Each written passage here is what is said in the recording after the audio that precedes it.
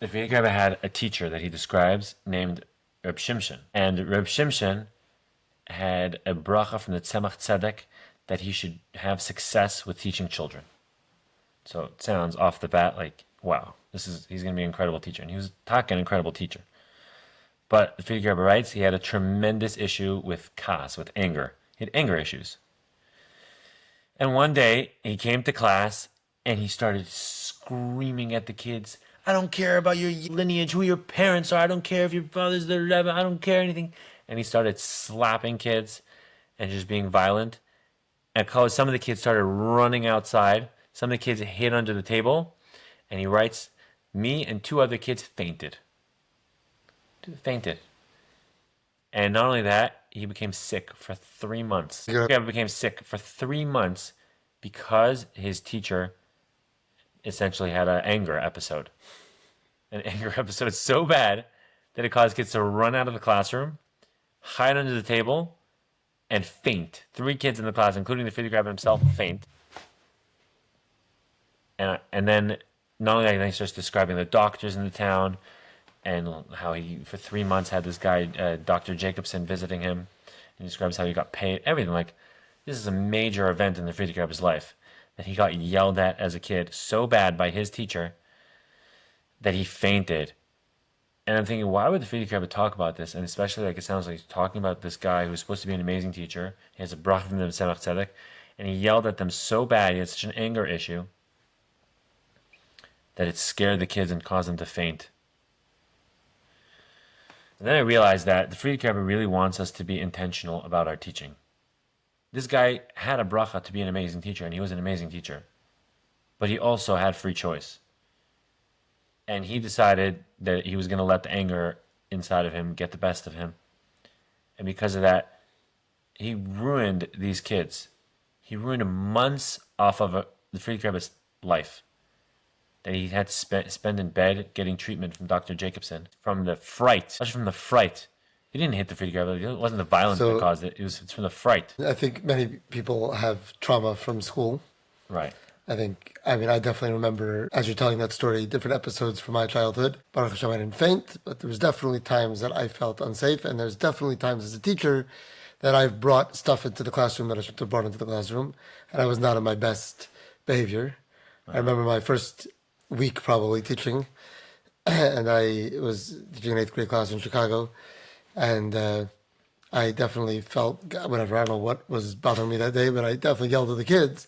And Rabbi Twersky came across the room and gave me a Q-tip.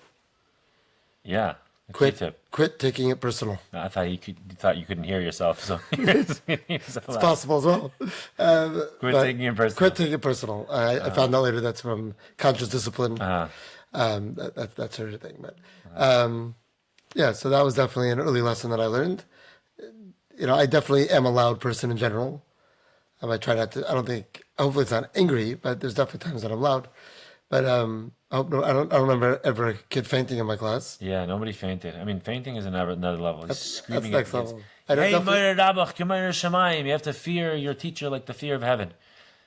And so that's already taking it personal. Right? Yeah, making it about the fear of the kid, that the kid has to fear you. That would be like that's a personally directed anger. Right. As opposed, but you hear about people all the time. We were in the Catskills, and there was this guy who wasn't very religious anymore, and he said he wore the wrong yarmulke to school one day, and his teacher took out a stick and says, and he starts like whacking at his hand because we're gonna beat the Yetzer Hara out of you. Beat the Yetzer Hara out of you. He starts whacking his hand because he came with a yarmulke that didn't match the style of his Hasidic dynasty. Right, and little does he know that this kid woke up in the morning, couldn't find his yarmulke, cried for half an hour, made his mother, father, 2 sisters, and older brother look for the yarmulke for half. They couldn't find one. It was the yarmulke his parents sent him. And the mother told him, "You're wearing this yarmulke to school, or you're grounded for a week." Exactly. He comes to school and he gets beat up. I think he might have whacked the Nefesh Elokis, got the wrong side of the hand, because the guy is not religious at all anymore. It definitely does not work, the yelling stuff. It's just anger. You have a bracha from the Tzemach Tzedek to be an amazing teacher, but you're instead yelling at children. And yelling has zero value to it. it's one of those things that as tut vei shreitman, you're just in pain, so you're yelling, and the kids have to suffer now. Well, so I think one of the things I learned from my own children is that they only hear yelling. And the way that they communicated that to me was I once got angry about something. I raised my voice, and one of my kids started crying. And they said, "You always just scream at us." That was the line that came out. You always just scream at us. Now, if we play back the tape of our house for the last 20 years, I don't always scream. Right. But that was, no, so that's why it, like, I heard it. No, I heard that. Like, all you're hearing is screaming. That's the point. In other words, it doesn't work because the message isn't being communicated. Right. Even if the kid at the time starts crying and says he feels bad for it, no, the kid didn't actually process anything. There was no das, there was no connection to what you said. Because all it is you put the kid in a fight or flight mode, in a freak out mode, in a just instinct mode. So if we were designing a teacher's training, what does one do to prepare themselves to teach a class where there's going to be things, I have personal stuff going on in my life that's stressing me out. How do I go to class ready to not blow up, to use the colloquial term? So what you're essentially asking is, how do I ensure that I don't make my students my personal punching bag? Well, okay, what I was trying to ask was, how do I design teacher training for next year to make sure that none of my teachers get angry? Because you said that we have to have teacher training. All right. Oh, teacher training. You have to be intentional, that's for sure, about the style in which you're teaching.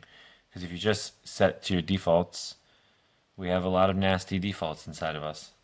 Right.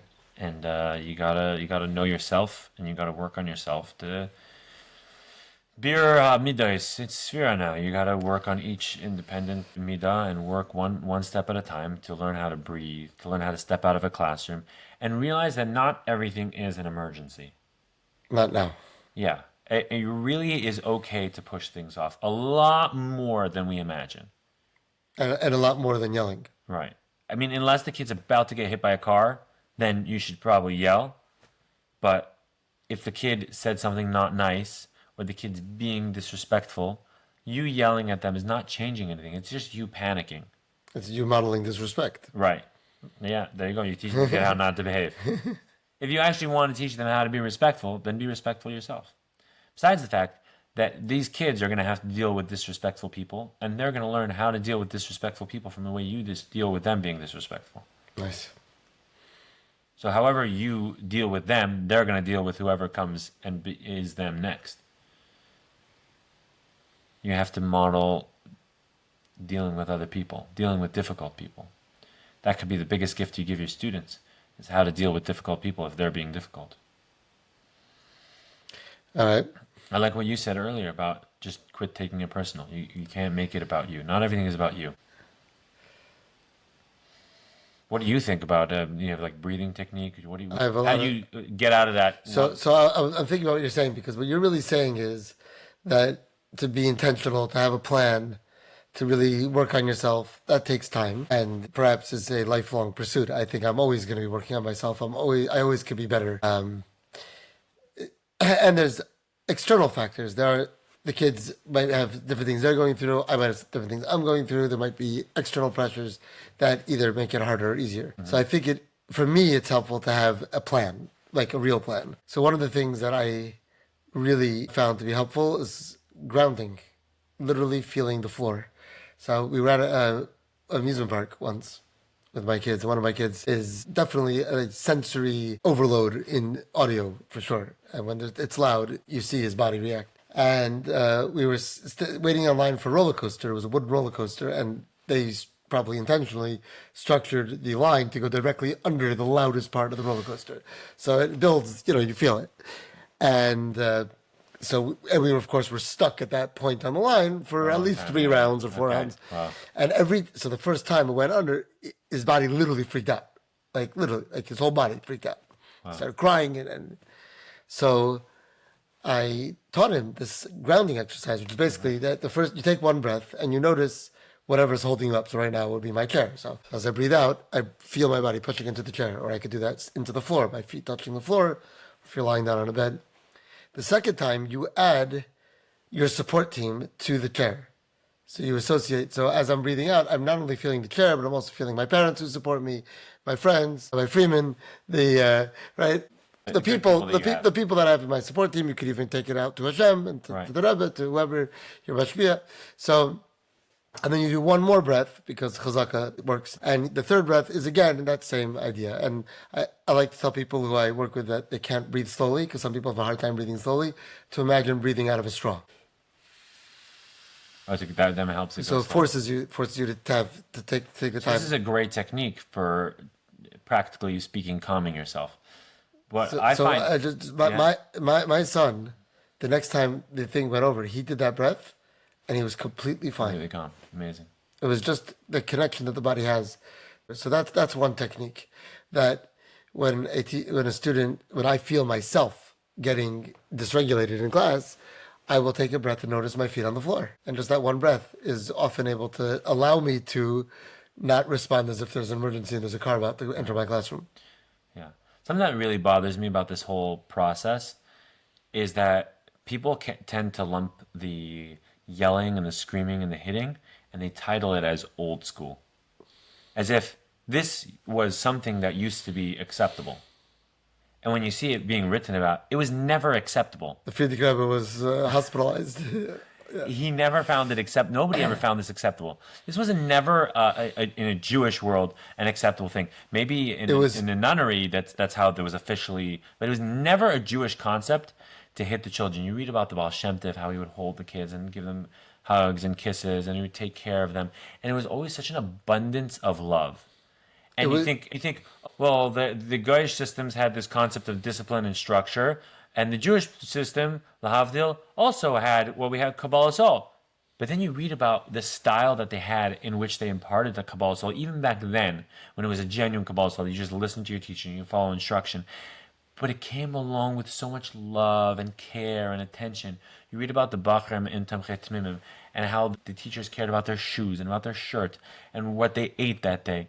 And there was just so much love and care. Of course you're going to have Kabbalah Sol to those people. Of course you're going to love it and listen to every word that they said. There was never yelling at the Bachrim. There was not hitting them. This didn't exist.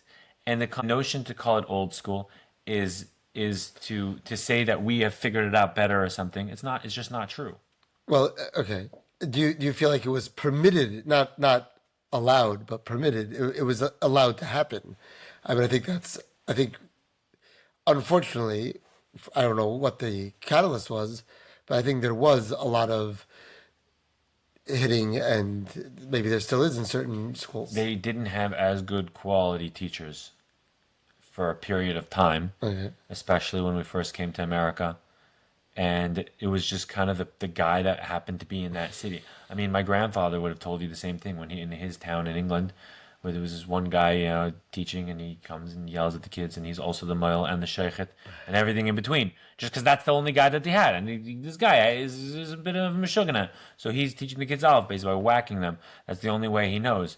But that wasn't the Jewish way. If you look at even Rashi or Machzer Vitri, the way they describe the Achnasa L'Cheder and how much love and care is given to the child to show them the Torah is sweet, and to bring honey and candies and honey cake and the kids' favorite foods, and bring that all into the experience of these kids, because that is Yiddishkeit. Yiddishkeit is love. Yiddishkeit is care. That's what the real old school is. You want to know the real old school? It's having candies in class, having sweets, having a nice sweet Rebbe who back in the day it was acceptable, give the kids hugs. Now we unfortunately can't do that. We can't hold the kids or anything. That's just doesn't work anymore. We've learned that.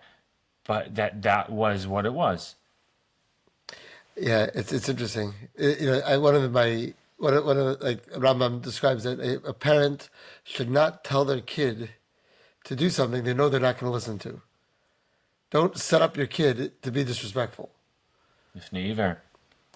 Right? So it's fascinating. In other words, not that we're coming up to Shuas now, Kibbud Aveim. Mm-hmm. How do parents, I hear parents translate Kibbud Aveim as, you got to listen to me. It's not exactly, that's the mitzvah to the child, not to the parent. Right. It's not my mitzvah to make my kids listen to me. the kids have a duty to respect their parents. But the Rambam says at the same time, you have to make sure not to tell your kids to do something you know they're not going to listen And to. if they don't, he says to be forgiving, it says. Of course, right. He says to be forgiving of your kids. If they're not so respectful, don't freak out. You don't have to assert your Kibbutz of aim card. Right. So, and like you said before, chinuch is a long process. It's not an instant gratification. Right, you do want to set those boundaries. Ultimately, you want your kids to be respectful. You want them to stand up when you walk in the room as a teacher. You want them to talk to you respectfully. The question is which way you're going to go about it. Are you going to go by panic and freaking out? Because that's not going to demanding respect or earning respect. Or you're gonna slowly train them, and they're gonna love you so much that they're gonna want to connect with you. They're gonna want to do the things that you teach them are important. And those things include listening the first time, talking in a way that fits, talking to a parent or a teacher. All those things are part of it. But now the kids already have a relationship. They have a loving experience, and they're happy to do it. They want to make you happy. Right. I think that's also very important. A lot of times we're getting frustrated at a kid one gets frustrated at a kid for doing something, but the kid didn't even mean, like the yarmulke, right? He didn't even mean to do the wrong thing. I know you told the story on an earlier podcast of the kid who wanted to push me in the wanted lake. to push you in the lake. Got a call from a friend who says he had a flashback to our podcast. What happened? He said, all of a sudden I hear a voice from behind me, Rabbi, I'm going to whack you in the head. He's going to turn around and yell at the kid. Oh, wait a minute. This might be something here. Maybe he has a different intention than Taka whacking me in the head. Turns around, and the kid's standing there beaming, super proud to show his Rebbe that he got new drumsticks. So is it respectful to say, Rebbe, I'm going to whack you in the head? Absolutely not. But does the kid even think that he's being disrespectful? No, he's so excited to connect to his Rebbe. He's trying to really connect with you. Is now the moment that you're going to yell at him? Then you're going to lose out on such a precious opportunity that you have to talk about the kid's drumsticks with him. Should you later have a discussion with the kid? You know, I noticed that you were having a hard time. You said you wanted to whack me in the head. Probably you were trying to connect with me and you're figuring out a way to say it properly. Look, let's think of a better way to say, Rebbe, I got new drumsticks. That's also exciting and entertaining. That really gives the point across to make it catch my attention, but is respectful. You come up with a plan. That way, he got to make it into a moment of connection instead of a moment of discipline. And ultimately, that moment of joy and connection becomes the catalyst for chinuch. Right. And all das is literally translated sometimes as calm. It's a siyashvus. It's a sense of calm, at peace. Settled. Only when you're settled do you really learn new skills. You don't learn real new skills when you're panicked. It's not when you learn new skills. That's when you survive. When your front of the brain is firing and you're just in flight or flight mode, you're not learning anything. When you're calm and you have a deep breath and you say, oh, okay, and then you put yourself back into that situation in a calm state, you could really learn and grow from that environment, from that way that you've been set up. So far we talked about breathing. We talked about realizing that, the mindset that we don't have to deal with it right now. What else do we do to deal with classroom? Because sometimes there's, you have to, number riots. one, think about the particular students that you have and how you want to communicate your message to those students. If anyone ever comes to you and tells you, I have a system for education, they're just like, this works, trust me, you got to try this. They don't know the first thing. One of the first memes, it was actually it was a pre-meme. It was still a cartoon strip, but it was being shared digitally. It was a guy says, 10 Commandments of Parenting. And on the bottom it says, before he was married. And then it says, after he had his first kid, 5 suggestions for parents. After he had his second kid, 3 things that might work. Yeah, there you go. Right. Yeah. But not just that, it's also each child. Which city you're from. If you're in Brooklyn with a rowdy group of kids versus if you're in a small town. Whether the child has a TV in his home or not. Right. It's going to change the way that he views communication. And the way the Rabbi talks about Kabbalah's, now in a generation of American kids that have high self-confidence and they believe in their own freedom. These are things that they didn't exist in Russia. They didn't have self-confidence. Kids didn't have a belief that in the right to free speech or any of those things. They just were connecting and following instruction. Their parents didn't either. And I mean, nowadays, adults express. I mean, Baruch Hashem, in our from community, there's forums, there's websites, there's things, there's magazines where people write letters to the editor, op-eds, and they will say things that may, if a child reads it, which many children can, disrespectful. well, they're definitely saying that the school is not doing the right thing, or Right. the rabbanim are not doing the right thing. Right. So that's giving children An opening to be rebellious. to be rebellious or to speak be about, chutzpahdik. and they may not even realize that they're doing something wrong. Right, right. Parents will write an op-ed or something. Oh, this teacher, he's terrible, whatever, and it goes out in front of the kids. All the kids hear it, and then you're going And to it try might to. even be innocent. There's an op-ed recently about camps should or shouldn't do visiting day. So a child might get the impression that the camp did something wrong according to this author. So why can't they tell the counselor they did something wrong? Right, right. And that's just the difference in our generation. Right. And So- they're at a different and then style I'm of going to doing get it. angry, and I'm going to get angry. You know, yeah, exactly. Because they're not like the previous kids. The previous kids didn't have op-eds against the school, whether that's merited or not. right, I'm saying, I don't even know if it's changes wrong. things. Right, It just changes things. It changes the way that kids view the school and the teachers and the whole system. And maybe that's a good thing. Maybe it's good to have checks and balances. Maybe it's good to be transparent and open. And I personally, as the principal, really value when a parent calls me up and says that something bad happened in school. For sure. And I tell the parents all the time. I say thank you for taking the time to call me and tell me something bad happened, because so many parents are frustrated at home and they don't tell me, and it's much harder to solve problems I don't know about. Half Right. the cure is knowing the problem. So I think there is a place for that. Again, I don't know if what's the most effective way of communicating a problem, but Yeah, definitely in an ideal world, the kids are in an environment in which they know that they're safe with their teacher and they know that their parent is making the right decisions. But we don't always live in an ideal world. And it's not the end of the world. Like, there are ways to get around it as long as you have a Q-tip. As long as you don't take it personal and you realize that this is the way the child is being raised and these are where the kids are holding. And that kids want to question, they want to hear, they want to test the boundaries too. And when you freak out, oh, that's a fun button to press. So I got sent out. Oh, fun. All right. What happens next time? And it's not even necessarily a conscious decision. It might be subconscious. I'm not in the mood right now. Let me just say something crazy and get out of here. I even remember when I was a kid, we had a kid at our Yom Tov table. I still remember it was Sukkot. And he got kicked out of school permanently, public school. He got kicked out of public school because he brandished a knife or something. And he was like in a terrible mood. It was just like they didn't let him have that reprieve. He said, I need to go home now. I can't be in this environment. He's just like having a total panic attack. And the school's like, absolutely not. You can't leave. And they just pulled out a knife and like started running down the hallway, trying to attack somebody. He just desperately wanted to get out of there. So he kicked him out. Like, you got to realize the signs, take care of it before it just devolves into something worse and worse and worse. Yes, I think the main word that you said today is connection. In other words, if teachers are looking to connect to the kids, das means mutual, but also means to connect. Mm-hmm. I think when there's a connection, then there's less chance of there being this clash, this taking it personal, this me versus you, and there's less chance of there being anger, and there's less chance of being screaming, yelling. We're looking to connect. Right. We're looking to connect. You also have to have like the correct way of giving things over in a calm way.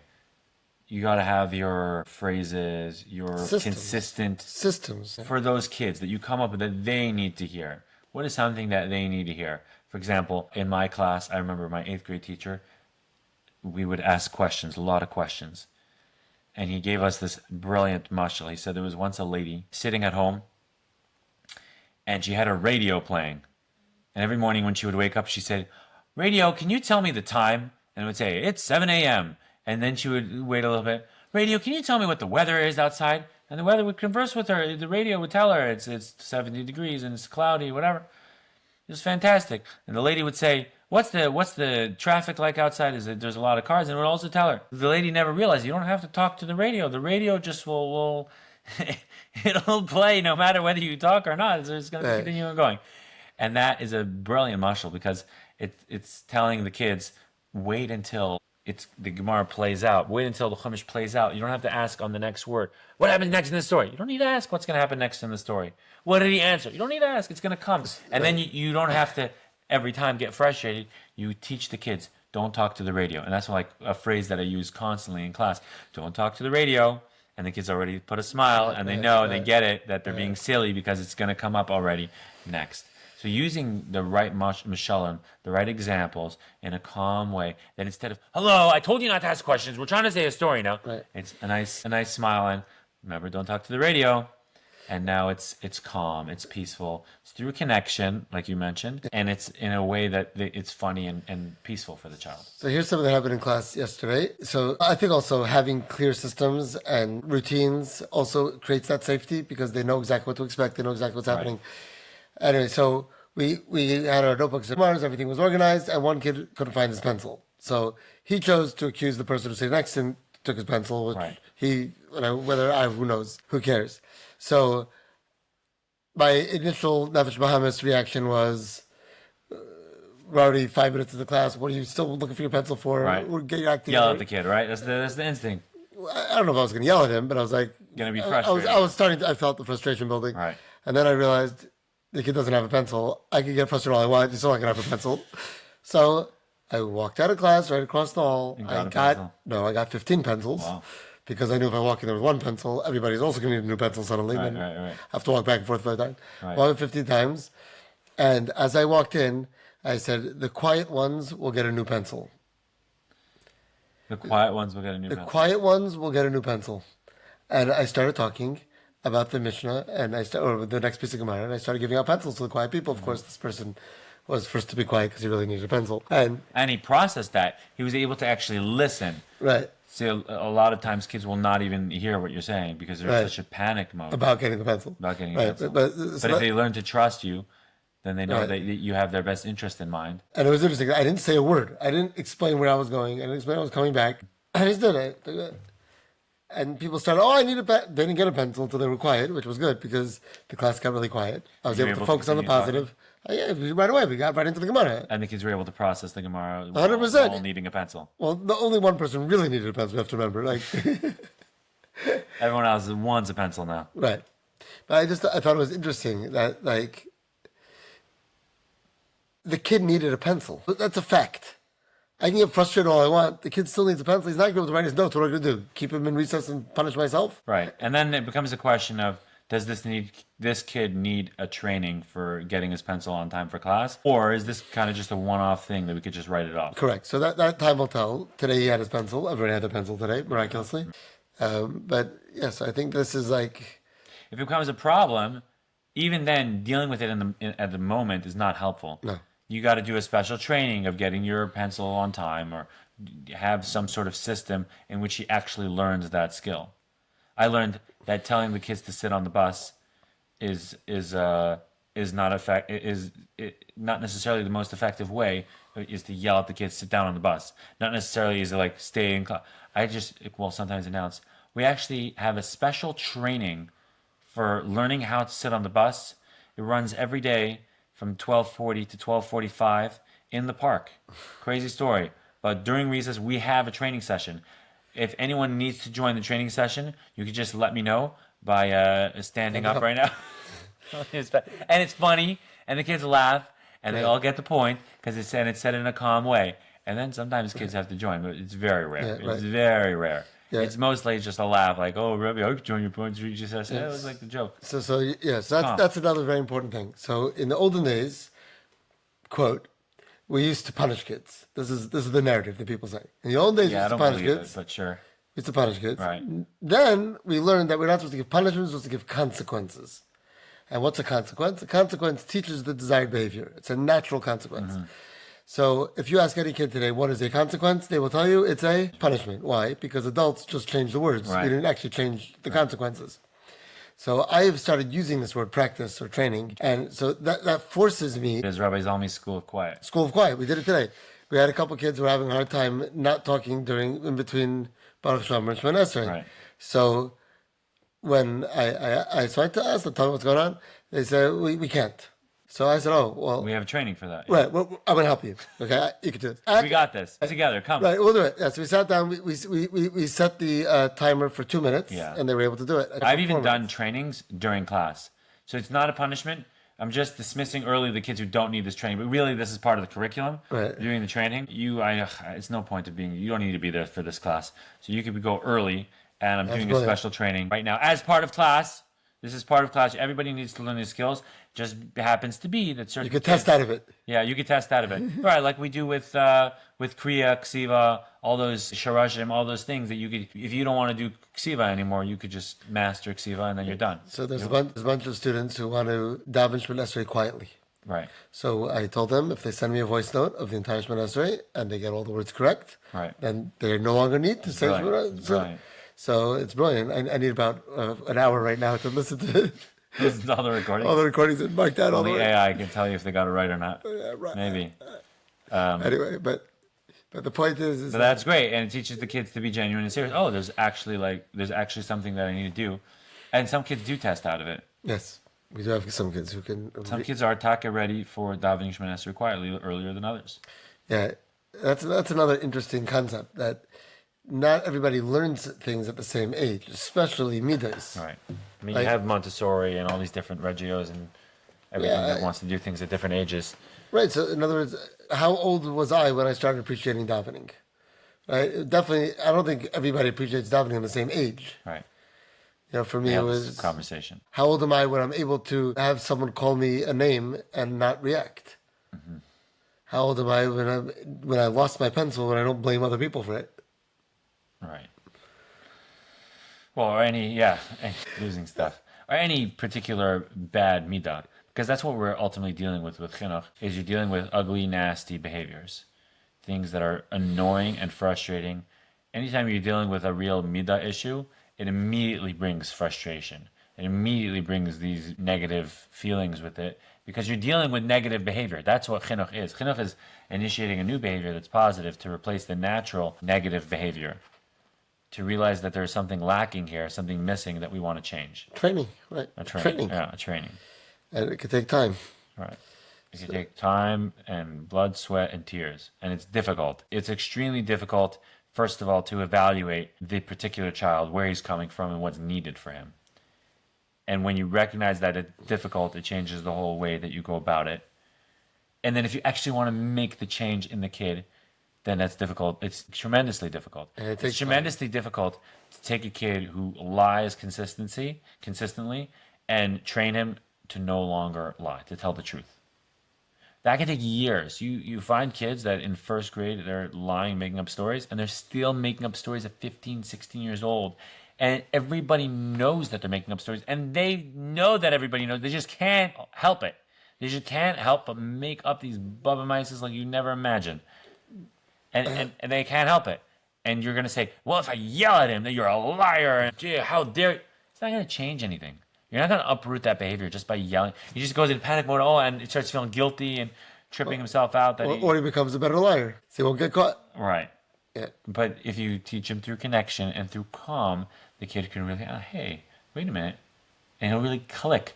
Nobody actually believes me when I'm saying this. This is a waste of my time and a waste of everybody's time. Talking about training, my first staff training that I ever experienced was in Australia.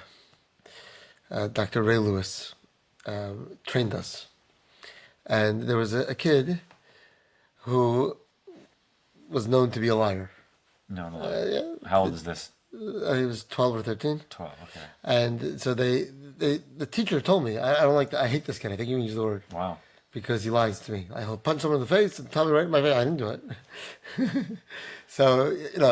So I asked Dr. Lewis, I said, well, what do you do? So he said, what you do is you tell the kid, I know you're lying, and I know why you're lying. You're lying because you've used lying to get away with it. You probably do it with your parents and teachers, He told you. but it's not going to work with me because I love you too much. I've committed myself to be the best counselor for you, and the only way that can work is if we're honest to each other. So I'm not going to let you do that. Right, but that was a calm conversation. Yeah, very calm conversation. This is what he tells me to do. Fine. So, I'm 20-year-old. I don't know any better. I go to camp, and the first night, people talking, and the rule was that if you talk, you have to go outside the bunk and wait till everybody's sleeping. And the kid talked, and he So the kid talked. I told him, he's not going to do it. I said, well, I heard you, so you got to go, whatever. I said, oh, okay, well, I'll go, but I didn't do it. Fine. So you go outside. So I didn't do it. I don't know what you want from me. So I went to the other kid. We worked it out. He went back in. I said, listen, whenever you're ready, let me know. Anyways, I go back in. I tell a story. Come back out. He's not. He's not. I didn't do it. I said, listen, you're lying to me. And I know why you're lying to me. I literally follow the script. And I'm not going to let you do it to me because I made a commitment when I wrote my letter to the Rabbi before I came to summer that I'm going to do the best job that I can do. Right. And the only way that's going to work is if we're honest to each other. Right. Kid burst out crying. Wow.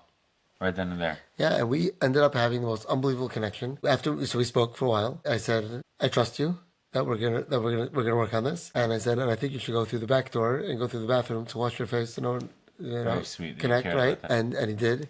And he became my spy. Anything that happened in the bunk, he reported to me. Oh no, I don't know if that's a good thing or a bad I don't thing. know whether he did or not. We had a lot of truth going on. Maybe a little overdose. The Rambam says you have to overcorrect. Right, I heard that recently that somebody was giving advice to a couple who the man had financial, trickery and had hidden money from his wife, and she wanted to divorce him. They said, now everything has to be awkward in your house. You gotta, if she asks, "Is this to make me look fat?" Yes, it makes you you gotta be absolutely on it. You gotta go to the other extreme right now. So I don't know if it's so good to have a kid that's a snitch in the bunk. I don't know what type of environment that makes him. He was pretty good about it. Good. He didn't do it overtly, but we really developed a strong connection, and Baruch Hashem, we were able to help him a lot with a lot of other things also. But the point is that it's not about anger and yelling at the kid and, God forbid, to hate the kid. That was what the teacher told me. I'm pretty sure he used that word. Right. I mean, that's my number one thing is I need to make sure that I like my students. Because if I don't love them, if I don't really care about them, It ain't going to work. it's not going to work. It's not going to work. I'm not passionate about what I'm doing. At that point, I'm going to get frustrated. You need to, the first behaviors that I'm going to work to uproot, to be mechanech, The ones that bother you. are the ones that bother me. Oh, that's so selfish. Why are you caring about yourself? Yeah, you know why?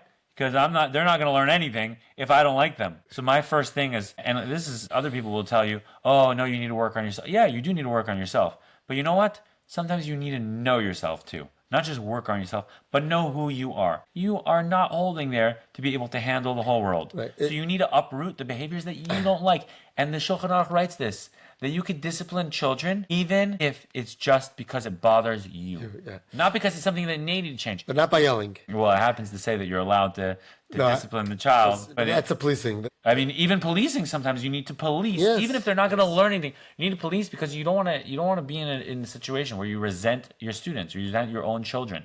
Right. And people are very capable of hating their own children. Shlomo Melech himself says it. So let's use an example. Hate your own children. Some people are very sensitive to chewing sounds, right? Mm-hmm. So it would be unwise for a parent or a teacher to allow people to chew gum in their class, for example. Right. And if that's irritating on you. And some people would advise, well, you need to work on yourself. No. There's a limit to how much I can work on myself now. I need to handle, No. Maybe one day I'll be holding that I can handle all things. But right now, I want to like this kid. I don't want to change the whole world for myself.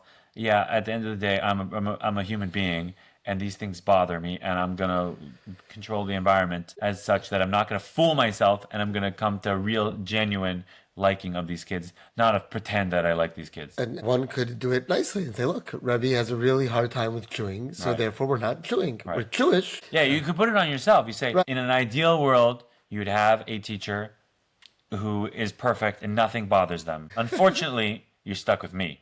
Now, this is a very sad situation for you, but it is what it is. You're stuck with me. I'm your Rebbe, and I have this problem that this and this and this bothers me. And we're just not going to be able to do that because I don't want to be in a situation where I'm getting frustrated. At you. Right, at you. Yeah, and I want to make sure that I love and care for you and actually can take care of you properly. And therefore, I just can't handle this right now. So I'm just going to be very firm that this doesn't happen anymore. And you show that this is what's happening right now with absolute certainty. One of my things that's hard for me is garbage on the table. A clean environment. Sometimes it's okay to snack during class, but when you finish that last potato chip, don't dump the bag on the Gemara. If that's what's important to you, then that's what you need to structure. So they know, right? They know. It's not better. You don't have to help them, right? No, but you could police, and you could create that system. Create a system, yeah. Even if it's not only beneficial to the children, it's just beneficial to you. That's important too, because. But it is beneficial for the children to have a Rebbe that likes them. Or a parent. It's the same thing with parenting. 100%. It's the same thing with parenting. 100%. Totally the same. Yeah. So that's good. So far we spoke about the importance of, this is really a continuation from what we were speaking about last week, which was the preparing yourself for teaching. Part of it is making that plan for how am I going to communicate the middays that I need to elevate in these children And that has to be in a calm way. in a It has calm to be way. in a peaceful way, in a way that it's of connection and of processing and hisyashvos. And then comes the next step after you've already worked on yourself. You're ready to analyze who you are. You're already growing yourself, and you're communicating it in a peaceful way. You have to realize who am I communicating with? Wait a minute. There's all sorts of different kids right now. I've worked on myself now, but who is the person that I'm working on? And that's a very difficult thing to do, is to realize who you're working with. The students you're talking Yeah, about. it takes sometimes bicker bias. Sometimes you visit a child's house and you're like, that makes sense. And sometimes a parent goes to their kid's school and it goes and has a big, eye-opening moment. Oh, maybe that's why my kid comes home so frustrated. Or this could work for my kid at home too. Right? And that's also very important. When the parents come to our school to visit, we learn about what we're doing that might not be working. Mm-hmm. Like, I noticed that you did X, Y, and Z. I don't know if you know this, but my kid, like, that doesn't work. or Super whatever. helpful. Yeah. Super That helpful. partnership is and so I find, important. so talking to parents and having them come to the school and you going to their home and seeing what size house they have, And sometimes how a many parent, siblings they have. right, sometimes a parent hears something's happening in school. Right? We had a parent that understood, because of the way that we grouped ages, that the kid was sitting on the side by recess and not playing with any of their friends. Mm-hmm. The way that was happened was that the kid came home and said, "Oh, did you play with this person? No. Did you play with this person? No. Did you play with this person? No." Okay, but you played with everyone. So when I heard this, it didn't match what the teachers experienced. Yeah. I said, "Why don't you come in and just observe?" So the parent came. They went to the park. They parked in the parking spot, so the kid didn't even know they were there. Oh, wow. And Spying. yeah, and she saw the kid was playing the entire time with kids, other kids. It just wasn't the three kids that she asked about each day. There was only three kids she knew. But the parents like, "I'm so glad you told me to come. That was so smart, because I don't have my question anymore." So that sometimes happens also. But more often than not, we learn something from Right. every visit. I wish I could convince every parent to come in and just shadow us for 2 hours.